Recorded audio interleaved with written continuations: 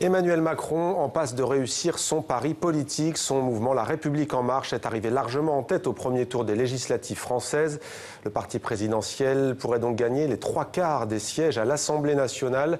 C'est du jamais vu. Le Parti socialiste est laminé, la droite fracturée. Avec nous pour tenter de comprendre les raisons de ce bouleversement politique. Martial Foucault, bonsoir, merci d'être avec nous. Vous êtes politologue, vous êtes le directeur du CEVIPOF, c'est le Centre de recherche politique de Sciences Po. Avec nous également Gérard Courtois, merci d'être avec nous. Gérard, vous êtes directeur éditorial au journal français Le Monde et vous êtes notamment l'auteur du livre qui a pour titre « Parti de campagne, la saga des élections présidentielles 1958-2017 ». C'est aux éditions Perrin.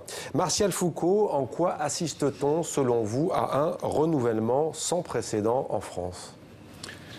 Oui, un renouvellement factuel, parce qu'on observe, on aura une confirmation sans doute dimanche prochain d'une nouvelle formation politique qui était inconnue des Français il y a 18 mois et qui aujourd'hui risque d'occuper les 3/4 des sièges de l'Assemblée nationale. Alors, après, il faut être prudent sur ce qu'on entend par renouvellement. Il y a un renouvellement, évidemment, des candidats.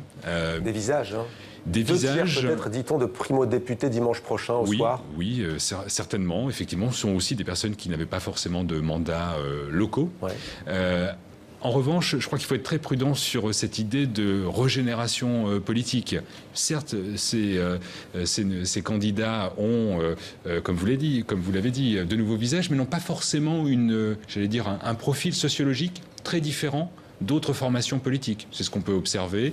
Beaucoup des candidats En Marche appartiennent, pour faire vite, à ces catégories supérieures, catégories sociales supérieures, beaucoup de cadres, des spécialistes de la communication, des entrepreneurs, des fonctionnaires, plutôt catégorie A. Donc il n'y a pas derrière le renouvellement des visages, il n'y a pas un renouvellement de la façon de faire de la politique. Donc il y a un effet vase communicant, ça veut dire qu'on retrouve chez Emmanuel Macron des tenants du socialisme et de la droite traditionnelle? Oui, on a eu l'occasion au CEVIPOF de regarder attentivement le profil de ces candidatures. Elles sont très proches et paradoxalement des candidats les Républicains, un peu plus éloignés, des candidats de France Insoumise ou du Front National. Donc, ce qui veut dire que, bien sûr, Emmanuel Macron est en train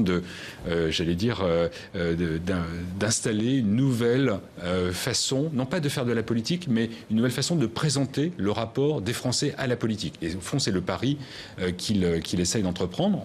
On verra si ces députés...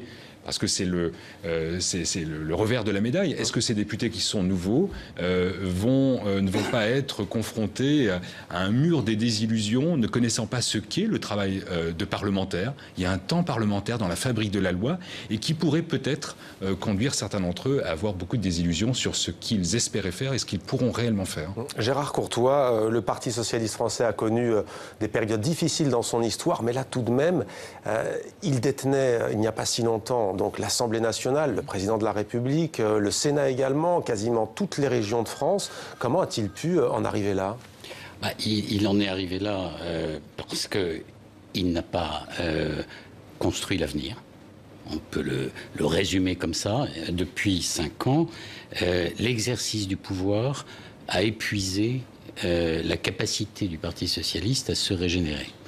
L'exercice du pouvoir, les divisions internes que cet exercice a provoquées, qu'on a vu depuis 3 ans avec la guérilla permanente des frondeurs contre la politique menée par François Hollande, et puis je pense une sorte d'épuisement ou j'ai l'impression que le Parti socialiste est arrivé au bout d'une page de son histoire. Au fond, il se retrouve aujourd'hui dans l'état où François Mitterrand l'a trouvé en 1970-71, au début des années 70, avant de le reconstruire et de le mener au pouvoir. On l'a dit au moment de la présidentielle, le score de Benoît Hamon était assez comparable, à peine supérieur à celui de Gaston Defferre en 1969, et l'état de déliquescence ou d'affaiblissement de la SFIO de l'époque ressemble furieusement à l'état de faiblesse du Parti socialiste aujourd'hui, avec 3 problèmes. Un problème de leadership central, un problème idéologique. On a bien vu à travers le mandat de François Hollande qu'il y avait une fracture profonde au sein du Parti socialiste, au sein du camp socialiste, et un problème d'alliance. La gauche n'a jamais gagné que dans un mouvement d'unité ou de coalition. De coalition.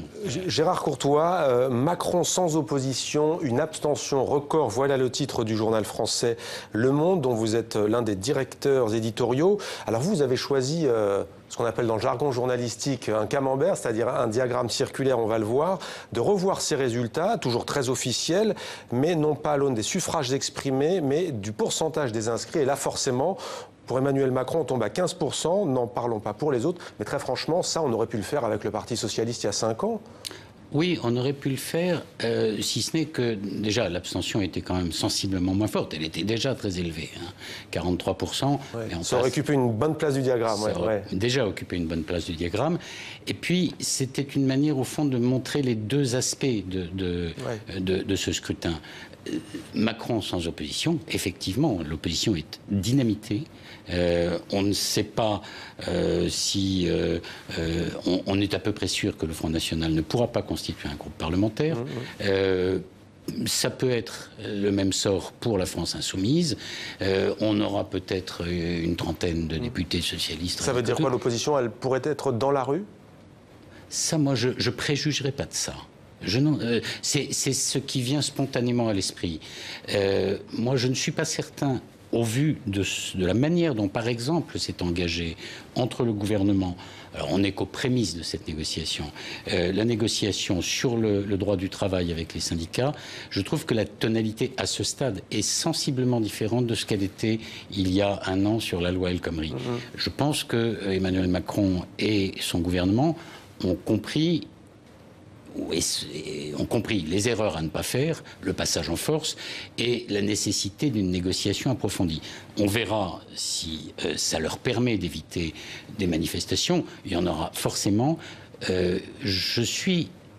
Personnellement, je pense que les syndicats ne sont pas prêts à se relancer dans des mois de manifestation, dans un bras de fer de la même. Martial Foucault, bien malin celui qui pourra dire pourquoi un Français sur deux, voire plus, n'est pas allé voter. On a tout entendu, le soleil, le fait de dire que le résultat était déjà joué, voire même les ordonnances qui disent, si c'est des ordonnances, à quoi bon d'aller mettre des députés à l'Assemblée nationale? Est-ce que vous pouvez nous éclairer pourquoi un tel... des amours pour ce scrutin? Il y a une panoplie de raisons, mais j'en vois deux pour cette élection législative. Non, ce qu'il y a de commun avec les précédents scrutins législatifs, Gérard Courtois a rappelé que l'abstention avait été aussi élevée en 2012. Il y a une abstention sociologique, c'est-à-dire on sait que pour chaque scrutin, il est très difficile de mobiliser les jeunes, très difficile de mobiliser les personnes faiblement diplômées, très difficile de mobiliser ces catégories de Français pour lesquels finalement la politique ne va pas bouleverser, changer leur quotidien. Pour cette élection, moi je vois deux phénomènes supplémentaires. Le premier, c'est plus une abstention politique. Il y a un certain nombre d'électeurs, et quand même la moitié des Français, qui ont vu leur prétendant à l'élection présidentielle éliminé dès le premier tour de l'élection présidentielle. Ces électeurs sont encore aujourd'hui en train de digérer ce qui leur est tombé sur la tête il y a 6 semaines. Et puis il y a une deuxième raison. Est-ce qu'il y a vraiment eu une campagne électorale au cours de cette campagne législative? Quelles ont été les forces d'opposition pour véritablement marquer des territoires idéologiques? Il y a eu très peu de clivages comme par le passé, lorsqu'on finalement les candidats bataillaient sur la loi pour les 35 heures, bataillaient sur il faut travailler plus pour gagner plus. Il n'y avait pas d'éléments qui permettaient aujourd'hui aux électeurs de se remobiliser pour appartenir à un camp. Je peux ajouter un mot là-dessus parce que moi je trouve ça fascinant. On a dit la même chose au moment de la campagne présidentielle. On a dit il n'y a pas de débat structurant, de débat central qui polarise la dispute nationale. Et on a vu quel était le moteur de l'élection présidentielle. C'était l'élimination. L'évacuation, si je puis dire, des deux principaux partis de gouvernement qui se partageaient le pouvoir depuis 30 ou 40 ans. Et on a exactement la réplique pour la campagne législative. Aucun débat sur les projets, aucun débat sur le programme, mais la même mécanique de recomposition, si on est poli, remplacement... renouvellement, c'est selon... Grand chamboule-tout, en tout cas... dans un cas comme dans l'autre. Et au fond, c'est ça le moteur qui s'est joué depuis des mois. C'est cette espèce de... Enfin, il me semble, hein, le moteur principal ou le ressort principal des deux scrutins, c'est on tourne la page. On tourne la page.